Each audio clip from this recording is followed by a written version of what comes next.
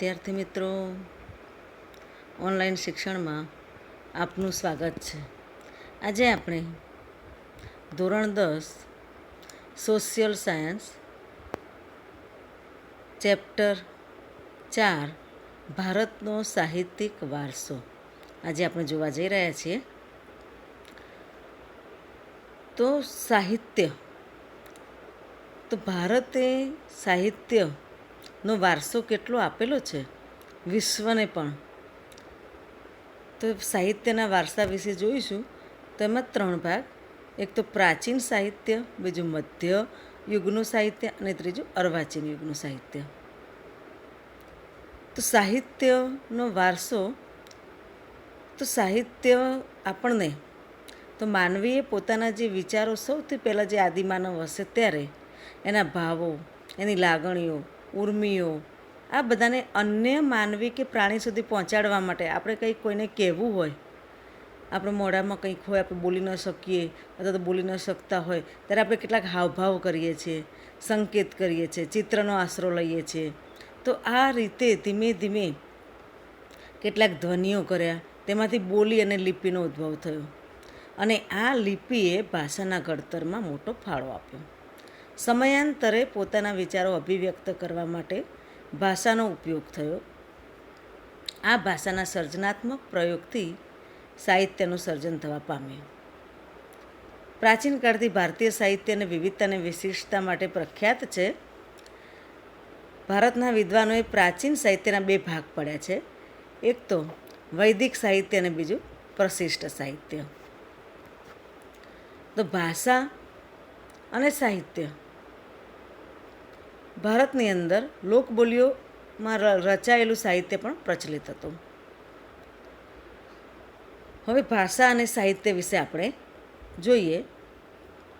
તો ભારતના ઇતિહાસમાં આપણે નજર નાખીએ તો સદીઓથી વિવિધ ભાષાઓનો ઉદ્ભવ થયેલો આપણને જોવા મળે છે. આ ભાષાઓએ એકબીજા પર અસર કરી અને પ્રભાવ પાડ્યો. તેથી ભાષાઓના સમૃદ્ધ સાહિત્યમાં પરિવર્તન આવ્યું. પરિણામે નવી નવી ભાષાઓ અને નવા નવા સાહિત્યનું સર્જન થયું. તેનું ઉત્તમ ઉદાહરણ છે સંસ્કૃત ભાષા. વર્તમાન સમયમાં સંસ્કૃત ભાષાનો ઉપયોગ ઓછો છે, પણ ધાર્મિક કાર્યોને પૂજા વિધિઓમાં સંસ્કૃત ભાષાનો ઉપયોગ થાય છે. સામાન્ય રીતે માનવી માટે અભિવ્યક્ત કરવાની અને ઝીલવાની ઉત્તમ તક ભાષા જ પૂરી પાડે છે. તો પ્રાચીન સમયની લિપિ હડપ્પા સમયની છે. વિદ્યાર્થી યાદ રાખજો, પ્રાચીન ભારતની લિપિ હડપ્પા સમયની છે. એ લિપિ આજે પણ ઉકેલી શકાઈ નથી. તે સમયના લોકોની ભાષા કઈ હશે તે માહિતી હજુ પણ પ્રાપ્ત થઈ શકી નથી. બીજું, મહાન પ્રાણીની સંસ્કૃત ભાષાના મહાન વ્યાકરણ શાસ્ત્રી હતા. તેમણે અષ્ટાધ્યાયી ગ્રંથની રચના કરી. ઈસવીસન પૂર્વે 4th સદીમાં કરી. સંસ્કૃત ભાષાને આર્ય ભાષા કે ઋષિઓની ભાષા કે વિદ્વાનોની ભાષા કહે છે. આજના સમયમાં પણ વિશ્વ કક્ષાએ સર્વ સ્વીકૃત, ખાસ કરીને કમ્પ્યુટર ક્ષેત્રે સંસ્કૃત ભાષા બની છે. તો સંસ્કૃત ભાષા મુખ્યત્વે ધર્મ, તત્વજ્ઞાન, જ્ઞાન અને વિજ્ઞાનની ભાષા હતી. હવે પ્રાચીન ભારતીય સાહિત્ય આપણે જોઈએ તો વેદો. સૌથી પહેલાં તો વેદનો અર્થ જ્ઞાન થાય છે. ભારતની અંદર વેદો 4 છે: ઋગ્વેદ, સામવેદ, યજુર્વેદ અને અથર્વવેદ. સૌથી પહેલાં લઈએ આપણે ઋગ્વેદ. તો ભારતીય સાહિત્યનું પ્રાચીનતમ પુસ્તક ઋગ્વેદ છે. 4 વેદમાંનો આ એક વેદ છે જે સૌથી પ્રાચીન છે. ઋગ્વેદમાં 1028 ઋચાઓનો સંગ્રહ છે. ઋગ્વેદ 10 ભાગમાં વહેંચાયેલ અદ્ભુત ગ્રંથ છે. આ ઋચાઓ એટલે જે આપણે શ્લોકો કહીએ છીએ તે મોટા ભાગની દેવોને લગતી સ્તુતિઓ છે. આ સ્તુતિઓ યજ્ઞ પ્રસંગે કરવામાં આવતી, યજ્ઞ પ્રસંગે જે બોલવામાં આવતી. ઉષાને સંબોધન કરતી, એટલે કે સવાર પડે ત્યારે જે સૂર્યોદય થાય ત્યારે તે ઉષાને સંબોધન કરતી કેટલીક સ્તુતિઓ ખૂબ જ મનમોહક છે. આ ગ્રંથ સપ્ત સિંધુ પ્રદેશમાં વસેલા આર્યોની રાજકીય, ધાર્મિક તેમજ આર્થિક બાબતોનું વર્ણન કરે છે. તો સૌથી પહેલાં જ્યારે આર્યો સિંધુ નદીના કિનારે આવ્યા ત્યારે તેમણે આ ગ્રંથો રચ્યા છે તેવું કહેવાય છે. અને તેમના તે સમયે રાજકીય, સામાજિક અને ધાર્મિક તેમજ આર્થિક બાબતોનું વર્ણન પણ કરે છે. ઋગ્વેદ બાદ બીજા 3 વેદોની રચના કરવામાં આવી. એમાં સામવેદ. તો સામવેદમાં ઋગ્વેદની ઋચાઓનું ગાન કરવા માટે રચવામાં આવે. એટલે કે ઋગ્વેદમાં જે શ્લોક હતા એનું ગાન કઈ રીતે થાય તે આપણને સામવેદમાં બતાવેલું છે. આ શ્લોકો રાગ અને લય સાથે ગવાય છે, માટે સામવેદને સંગીતની ગંગોત્રી કહે છે. ત્યારબાદ યજુર્વેદ આપણે જોઈએ તો યજ્ઞનો વેદ કહેવાય છે. આ વેદ ગદ્ય અને પદ્ય સ્વરૂપે રચાયેલ છે. યજ્ઞ વખતે બોલવામાં આવતા મંત્રો, ક્રિયાઓ અને વિધિઓનું વર્ણન તેમાં કરવામાં આવ્યું છે.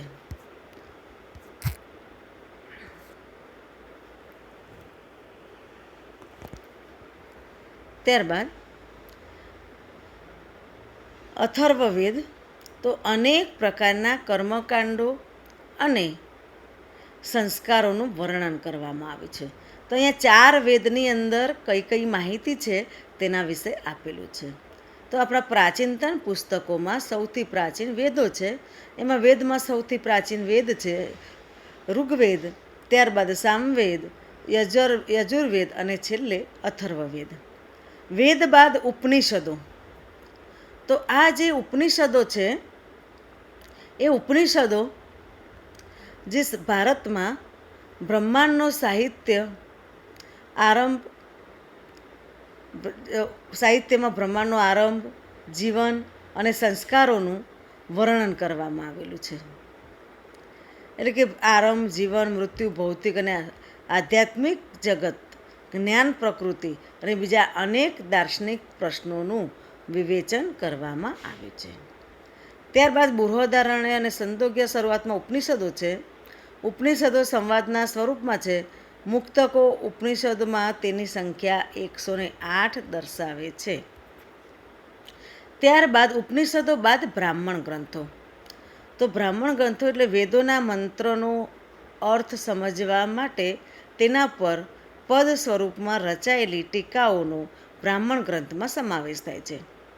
એટલે કે વેદો, ઉપનિષદો અને બ્રાહ્મણ ગ્રંથો એમાં જુદા જુદા યજ્ઞો અને તેને લગતી વિધિઓ માટે માર્ગદર્શન આપવામાં આવે છે. આરણ્યકો. તો આર્યો તેમના જીવનનો અંતિમ સમય અરણ્યમાં જઈને ગાળતા. એટલે કે છેલ્લો સમય જે હોય, ઉંમર થાય ત્યારે તે લોકો જંગલમાં એટલે કે વનમાં જતા અને ત્યાં તે ઝૂંપડી બાંધીને રહેતા. વન અથવા અરણ્યમાં આશ્રમ બાંધી સતત ચિંતન કરીને રચાયેલા તત્વજ્ઞાનથી ભરપૂર એવા સાહિત્યને આરણ્યકો કહે છે. ત્યારબાદ વેદાંગ. આ સાહિત્યમાં કર્મકાંડો ઉપરાંત જ્યોતિષ, વ્યાકરણ અને ખગોળશાસ્ત્રનો સમાવેશ થાય છે. ભારતમાં 2 મહાકાવ્યો લખાયા, રામાયણ અને મહાભારત. તેઓ પ્રાચીન ગ્રંથો છે. આ મહાકાવ્યનું વર્તમાન સ્વરૂપ તો ઈસવીસન 2જી સદીમાં મળ્યું.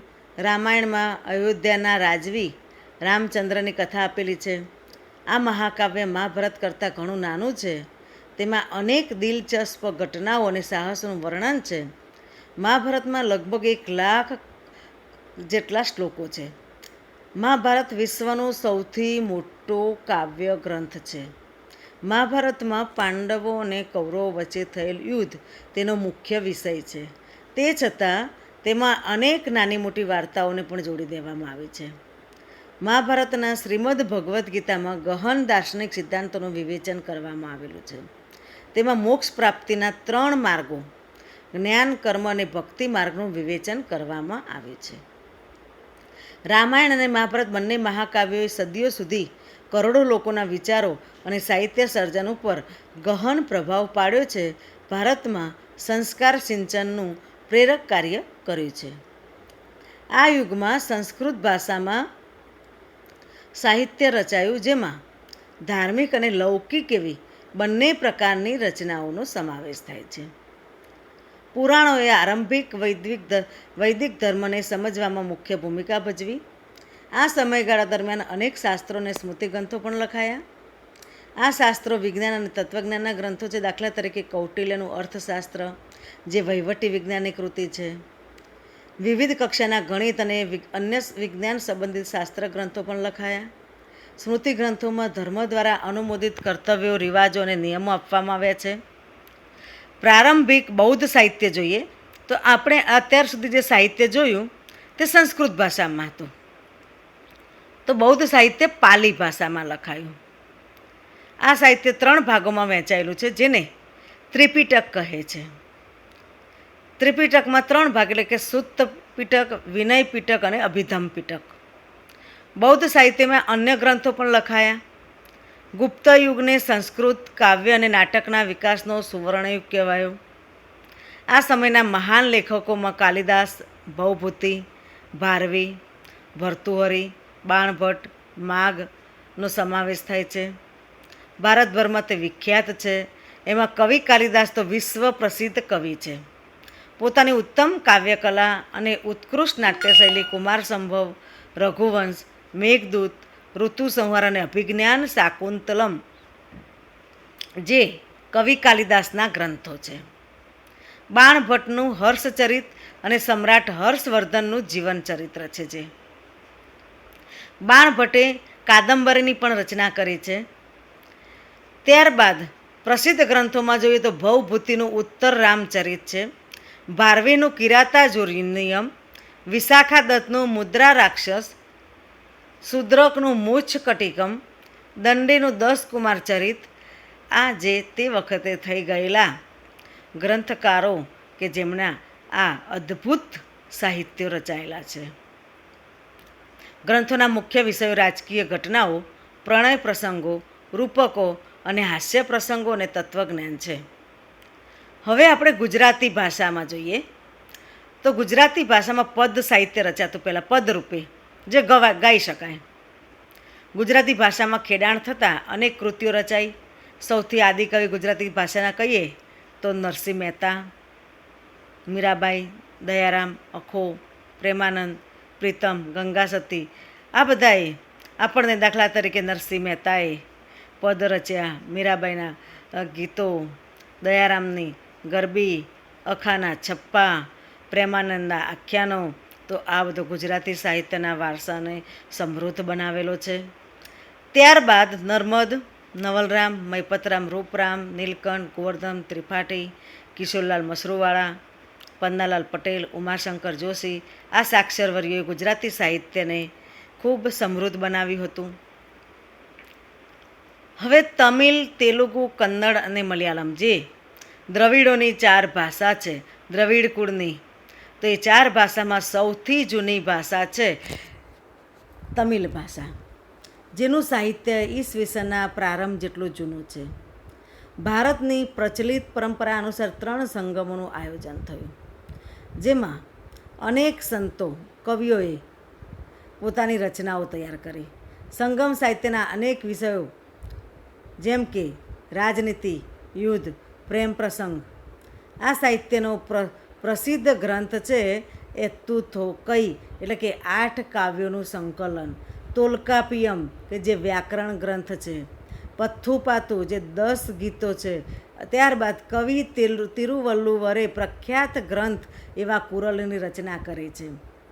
આ સાહિત્ય છે તમિલ ભાષાનું. કાવ્ય ગ્રંથમાં જીવનના અનેક પાસાઓનું વિવેચન કરવામાં આવ્યું છે, જેમાં શિલ્પપતિકારમ અને મણિમેખલાઈ તમિલ સાહિત્યના વિખ્યાત ગ્રંથો છે. તો અહીંયા સુધી આપણે જે જોયું તે પ્રાચીન સાહિત્ય વિશે વાત કરી.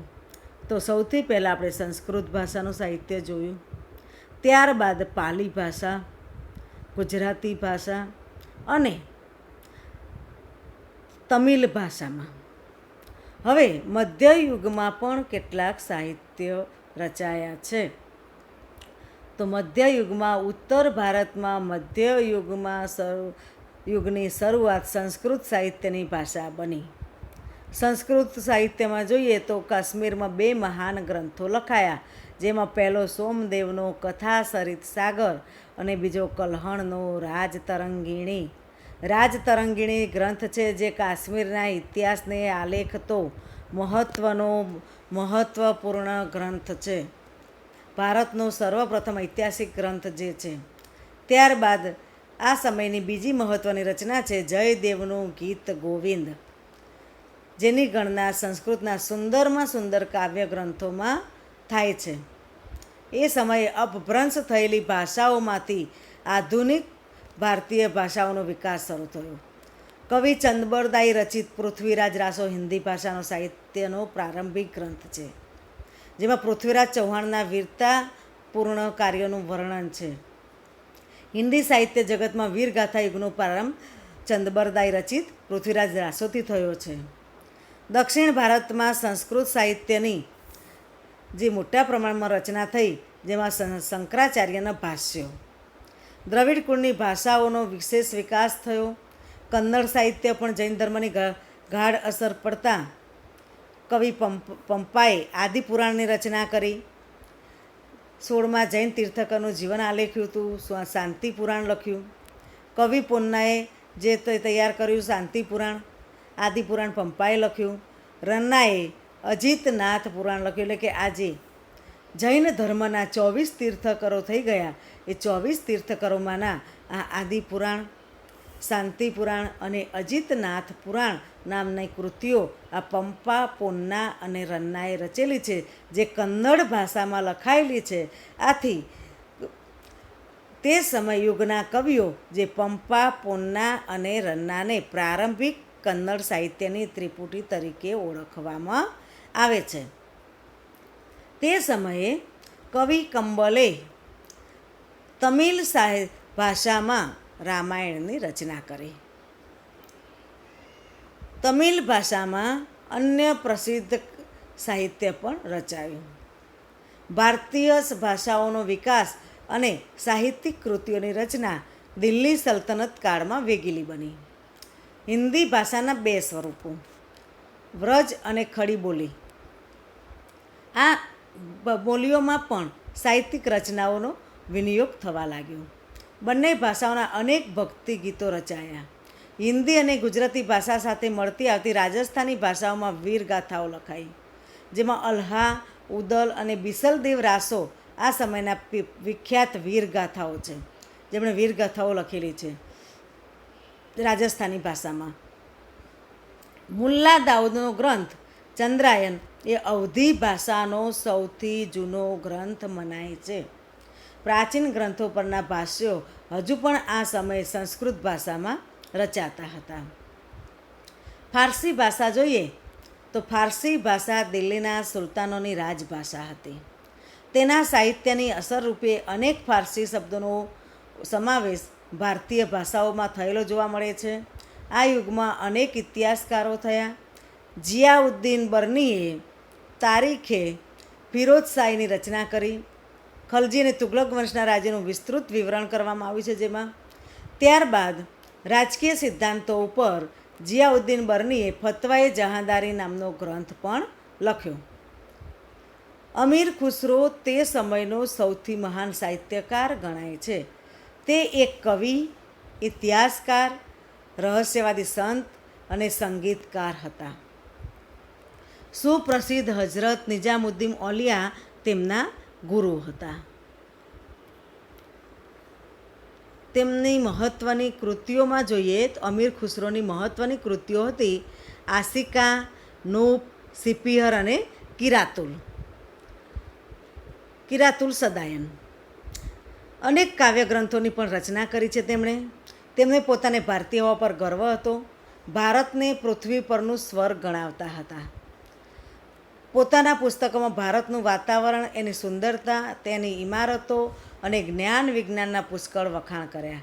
તે દ્રઢપણે માનતા કે હિન્દુ ધર્મનું સાર તત્વ અનેક રીતે ઇસ્લામ સાથે મળતું આવે છે. તે દિલ્હીની આજુબાજુ બોલવામાં આવતી ભાષાને હિન્દવી કહેતા હતા. એટલે કે અમીર ખુસરો તેની માતૃભાષા ગણાવે છે, જેને હિન્દવી ભાષાને. આ ભાષામાં અનેક કવિતાઓ રચેલી છે. હિન્દી અને ફારસીને ભેગી કરી દ્વિભાષી ચોપાઈઓ અને દુહાઓ પણ રચેલા છે. તેમણે શરૂ કરેલ સ્વસ્થ પરંપરા તેમના પછી સદીઓ સુધી ચાલુ રહી. પ્રાદેશિક ભાષાઓ અને તેના સાહિત્યને પ્રાદેશિક શાસકોએ વેગ આપ્યો. એટલે બીજા પ્રદેશમાંથી જે આવેલા તો ભક્તિ માર્ગના સંતોએ લોકોની ભાષામાં ઉપદેશ આપ્યો. તેમાં કબીર જેવા અનેક સંત કવિઓનો સમાવેશ થાય છે. તે વખતે ભોજપુરી અને અવધી હિન્દી ભાષાની મુખ્ય બોલીઓ હતી. કબીરની રચનાઓ મુખ્યત્વે સંધુ કડી લોકબોલીમાં છે. તેના દોહરાઓ લોક સાહિત્યનું અંગ બનેલા છે. આજે પણ આપણે કબીરના દોહા ગાઈએ છીએ. મલિક મુહમ્મદ જાયસીએ અવધીમાં પદ્માવત નામનું મહાકાવ્ય લખ્યું. તુલસીદાસનો પ્રસિદ્ધ ગ્રંથ છે રામચરિતમાનસ. આ સમયે અવધી ભાષામાં લખાયો. આ યુગમાં અવધી ભાષાના બીજા કવિઓ પણ થયા. આ યુગમાં હિન્દી ઉપરાંત બીજી ભાષામાં પણ સાહિત્ય રચાયું. બંગાળના સુલતાનોના આશ્રયે રહી કૃતિવાસે બંગાળીમાં રામાયણ અને સુપ્રસિદ્ધ કવિ ચંડીદાસે સેંકડો ગીતો રચ્યા. બંગાળમાં સંત ચૈતન્યથી ભક્તિગીતો લખવાની પરંપરા શરૂ થઈ. નરસિંહ મહેતાએ ગુજરાતીમાં અને નામદેવ તથા એકનાથે મરાઠીમાં ભક્તિગીતો રચેલા છે. જૈનુલ અબિદીનના આશ્રયે કાશ્મીરમાં મહાભારત અને રાજતરંગણી જેવા અનેક સંસ્કૃત ગ્રંથોનો ફારસીમાં અનુવાદ કર્યો. વિજયનગરના સમ્રાટોના શાસનકાળમાં સંસ્કૃતનો વિકાસ ચાલુ રહ્યો. આમ છતાં આ યુગ તેલુગુ સાહિત્યનો વિકાસનો મહત્વપૂર્ણ કાળ છે. વિજયનગરનો મહાન સમ્રાટ કૃષ્ણદેવરાય તેલુગુ અને સંસ્કૃતના લેખક હતા. આમુક્ત માલ્યદાની રચના કૃષ્ણદેવરાય કરેલી છે. મુગલ શાસન દરમિયાન વાસ્તુકલા અને અન્ય કલાઓની સાથે સાહિત્યનો પણ વિકાસ થયો. પ્રથમ મુગલ બાબરે તુર્કી ભાષામાં તુજુકે બાબરી નામે આત્મકથા લખી, જે ફારસી ભાષામાં બાબરનામા નામથી ભાષાંતર કરવામાં આવ્યું. તુર્કી ભાષામાં જેને તુજુકે બાબરી, જ્યારે ફારસીમાં બાબરનામા. હુમાયુની બેન ગુલબદન બેગમે હુમાયુનામા લખ્યું. જહાંગીરે તુજુકે જહાંગીરી નામની પોતાની આત્મકથા લખી. ઔરંગઝેબ પણ સિદ્ધહસ્ત લેખક હતો. છેલ્લો મુગલ સમ્રાટ બહાદુર શાહ જફર એ પણ એક ઉર્દુ કવિ હતો. તુલસીદાસ અને સૂરદાસ આ યુગમાં હિન્દી ભાષાના મહાન સાહિત્યકારો થઈ ગયા. કવિ કેશવદાસે પ્રેમ અને વિરહના વિષય પર સાહિત્ય રચ્યું. રહીમના દોહરા દેશના ઘણા ભાગોમાં આજે પણ પ્રસિદ્ધ છે. આ સમયે ફારસી ભાષામાં પણ અનેક નોંધપાત્ર પુસ્તકો લખાયા છે. અબુલ ફજલે આઈને અકબરી અને અકબરનામા લખ્યું. આઈને અકબરીમાં ભારતીય રીત રિવાજો, શિષ્ટાચારો, ધર્મ, દર્શન, આર્થિક સ્થિતિ અને જીવનના લગભગ તમામ પાસાઓનું વિસ્તૃત વર્ણન કરવામાં આવ્યું છે. એક ઐતિહાસિક કૃતિ તરીકે આ ગ્રંથ ઘણો જ મૂલ્યવાન છે. અબુલ ફજલનો ભાઈ ફૈજી ફારસી ભાષાનો એક મહાન કવિ હતો. તેણે અનેક સંસ્કૃત ગ્રંથોના ફારસીમાં અનુવાદ કર્યા છે. અકબરે તો મહાભારત, રામાયણ, અથર્વવેદ, ભગવદ્ ગીતા, પંચતંત્ર જેવા ગ્રંથોના અનુવાદ કરવા માટે અલગ ખાતાની સ્થાપના કરી હતી. અકબરના સમયમાં ઇતિહાસના ઘણા ગ્રંથો લખાયા. મધ્યયુગની સૌથી મહત્ત્વની ઘટના ઉર્દુ ભાષાના જન્મની છે. આ નવી ભાષા સાહિત્યની દ્રષ્ટિએ સૌથી સમૃદ્ધ છે, જે અન્ય આધુનિક ભાષાઓની હરોળમાં આવી ગઈ. ઉર્દુ ભાષામાં વલી, મીરદર્દ, મીરત કે મીર, નજીર અકબરાબાદી, અસદુલ્લા ખાન, ગાલિબ જેવા મહાન કવિઓ થયા. 18મી સદીમાં જોઈએ તો ઉર્દુ ગ્રંથનો પણ વિકાસ થયો. સંસ્કૃતના મોટાભાગના ઐતિહાસિક ગ્રંથોનું ઉર્દુ ભાષાંતર થવા લાગ્યું. તદુપરાંત ઉર્દુમાં અનેક મૌલિક ગદ્ય ગ્રંથો પણ તૈયાર થયા, જેમાં મુહમ્મદ હુસેન આઝાદનો દરબારે અકબરી મહત્ત્વનો ગ્રંથ છે. આપણા પુસ્તકની અંદર વિદ્યાર્થી યાદ રાખજો, ઉર્દુ ભાષામાં આ એક જ ગ્રંથ છે દરબારે અકબરી, મુહમ્મદ હુસેન આઝાદનો. હવે આપણે જોઈશું ભારતની પ્રાચીન સમયની વિદ્યાપીઠો. તેમાં સૌથી પહેલાં છે નાલંદા વિદ્યાપીઠ. વિદ્યાર્થી મિત્રો, અહીંયા ચિત્રમાં જુઓ, નાલંદાની અંદર આવેલી જે વિદ્યાપીઠ છે એના અવશેષો આપણને આજે આવા જોવા મળે છે. તો બિહારના પટણા જિલ્લાના બડગાંવ નામના ગામ પાસે પ્રાચીન નાલંદા વિદ્યાપીઠ આવેલી છે. ભારતીય સંસ્કૃતિમાં બૌદ્ધ અને જૈન પરંપરામાં નાલંદાનું મહત્ત્વ ઘણું છે. આ પ્રાચીન વિદ્યાપીઠમાં મહાવીર સ્વામીએ 14 ચતુર્માસ કર્યા હોવાથી આ સ્થળ જૈન તીર્થ પણ બન્યું છે. 5મી સદીમાં કુમારગુપ્તે અહીં એક વિહાર બંધાવેલ. ત્યાર પછી નાલંદાની પ્રસિદ્ધિમાં વધારો થયો હતો. હજારો હસ્તલિખિત ગ્રંથોના અમૂલ્ય ભંડારો હતા. નાલંદા વિશ્વવિદ્યાલય હતું. ભારતીય સંસ્કૃતિનું એક તીર્થધામ હતું. દેશ પરદેશથી વિદ્યાર્થીઓ અહીં અભ્યાસ કરવા આવતા હતા. મહાન મુસાફર યુએન સ્વાંગ પણ જે ચીનમાંથી ભારતમાં આવેલ આજે તો મહાન વિશ્વવિદ્યાલયના માત્ર ખંડેરો જોવા મળે છે. આમ છતાં તે ખંડેરોમાં ફરતા ફરતા પણ દેશની ભવ્ય સંસ્કૃતિની એક ઝાંખી થઈ શકે છે. નાલંદામાંથી ભણીને બહાર નીકળેલ વિદ્યાર્થી ભારતનો આદર્શ વિદ્યાર્થી ગણાતો. ઈસુની 5મી થી 11મી સદી દરમિયાન નાલંદા શિક્ષણના સર્વોત્તમ સ્થાને હતું. આ સમયે ભારતમાં વિશ્વભરમાં શ્રેષ્ઠતમ ગણાય તેવા ગ્રંથાલયો હતા. તક્ષશિલા તેમજ નાલંદા વિદ્યાપીઠમાં આવેલ ગ્રંથાલયોમાં અભ્યાસ અને સંશોધન કરવા માટે દેશ વિદેશમાંથી અનેક વિદ્યાર્થીઓ આવતા. આમાંનો માત્ર યુએન સ્વાંગ જ 657 હસ્તલિખિત ગ્રંથો પોતાની સાથે તે ચીન લઈ ગયો હતો. એટલે કે નાલંદા વિદ્યાપીઠમાં જે ત્યારે આવેલો યુએન સ્વાંગ ત્યારે પોતાની સાથે 657 હસ્તલિખિત લખેલા ગ્રંથ આપણા તે લઈ ગયો છે ચીનમાં. 7મી સદીમાં યુએન સ્વાંગે મુલાકાત લીધી હતી. મહાવિદ્યાલયમાં 7 મોટા ખંડો હતા. વ્યાખ્યાન માટેના 300 ખંડો હતા. વિદ્યાર્થીઓના રહેવા માટેના ખાસ મઠો બાંધવામાં આવ્યા હતા. વિદ્યાપીઠને નિર્વાહ માટે અનેક ગામો દાનમાં મળ્યા હતા. ગામોની આવકમાંથી વિદ્યાર્થીઓને ભોજન અને વસ્ત્રો વિનામૂલ્યે પૂરા પાડવામાં આવતા. અહીંનો જે ગ્રંથાલયવાળો વિસ્તાર છે જે ધર્મ ગ્રંથ તરીકે ઓળખાતો હતો.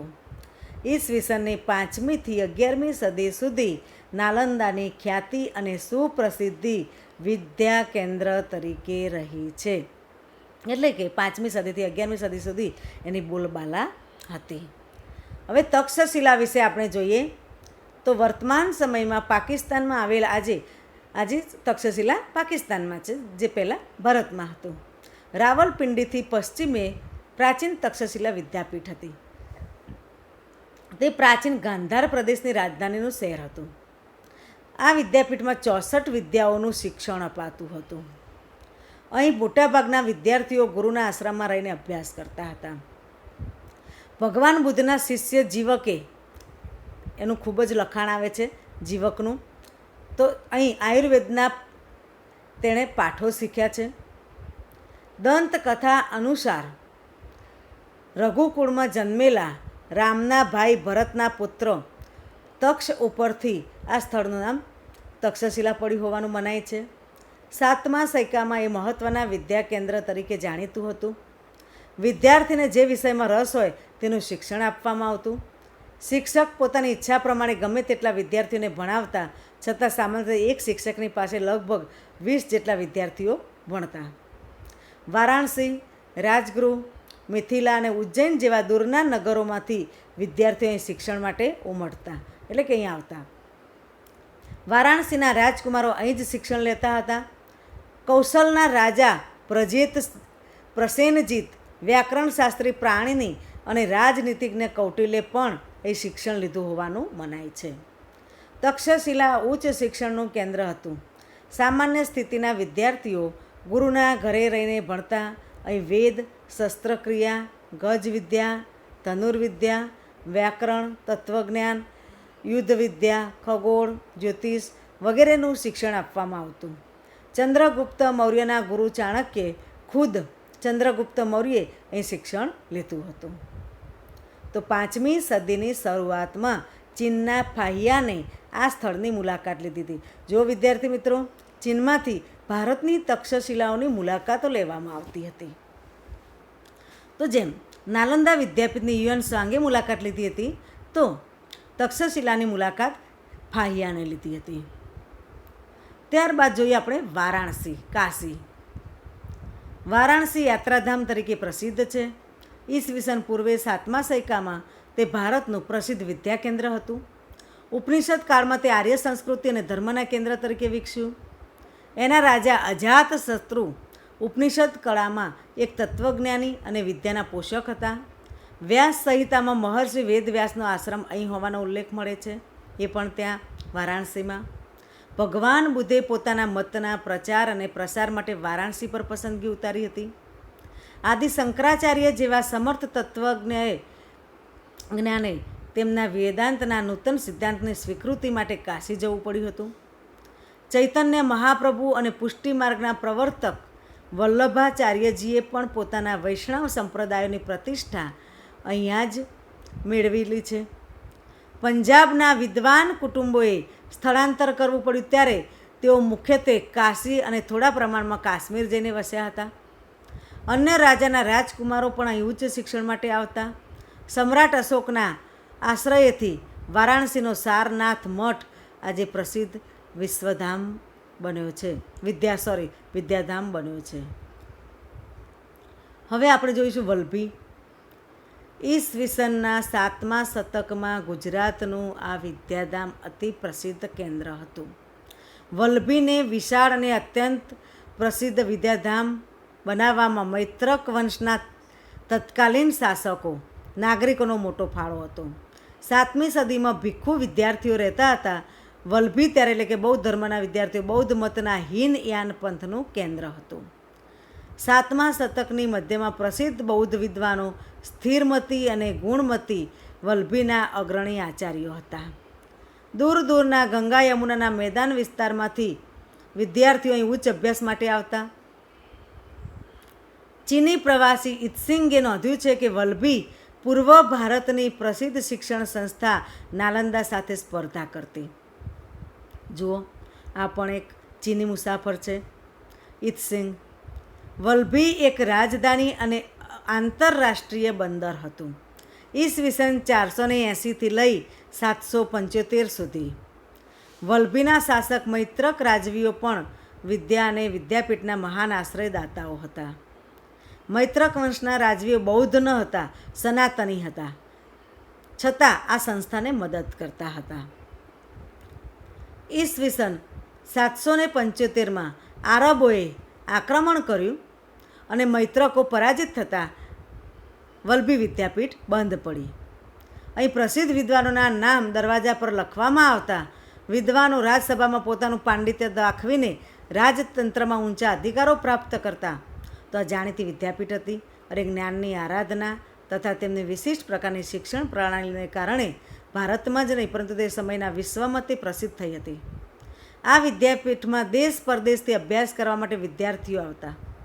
સાચા અર્થમાં તે આંતરરાષ્ટ્રીય વિદ્યાપીઠ હતી. એમાં લગભગ પ્રત્યેક વિદ્યા શાખાઓનું શિક્ષણ અપાતું. બધી વિદ્યાપીઠમાં નિભાવ રાજાઓની શ્રેષ્ઠીઓએ આપેલા દાનમાંથી થતો તે હકીકત તે સમાજની પણ વિદ્યા પ્રત્યેની પ્રીતિ અને નિષ્ઠા દર્શાવે છે. તો આમ ભારતીય વિદ્યા, કલાઓ અને જ્ઞાન વિજ્ઞાનનું શિક્ષણ આપતી આ વિશ્વવિખ્યાત યુનિવર્સિટીઓ હતી. વિદ્યાર્થી મિત્રો, તો આપણે ભારતનું સાહિત્ય અને ભારતની જે વિદ્યાપીઠો આપણે જે જોઈ આ પ્રકરણની અંદર, તો આ પ્રકરણમાં ભારતનો જે સાંસ્કૃતિક વારસો સાહિત્ય પ્રત્યે કેટલો છે તે આપણે અહીંયા જોયું. હવે તમારે દરેક વિદ્યાર્થી મિત્રોએ સ્વાધ્યાયના સવાલ જવાબ લખવાના છે તમારી નોટબુકમાં. અસ્તુ.